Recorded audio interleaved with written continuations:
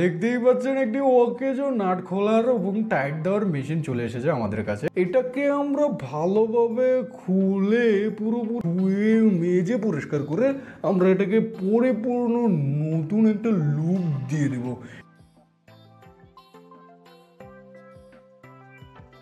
এটা হচ্ছে এই মেশিনটার চার্জার।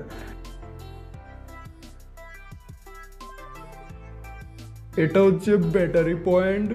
এই পয়েন্টটাকে ভালোভাবে খুলছি খুলছি খুলছি, ভিতরে ব্যাটারিগুলো দেখতেই পাচ্ছেন, সবগুলো ব্যাটারিকে আলাদা করে বের করে নিচ্ছি।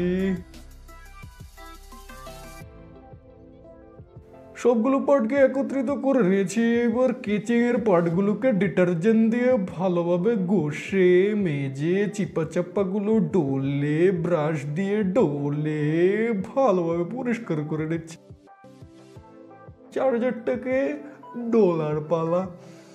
চার্জারের চিপা চাপা আনাচে কানাচে যেদিকে ময়লা রয়েছে না কেন সবগুলোকে গুটিয়ে ডলে ঘষে পরিষ্কার করে নিচ্ছি। এবার মোটরগুলোর পালা।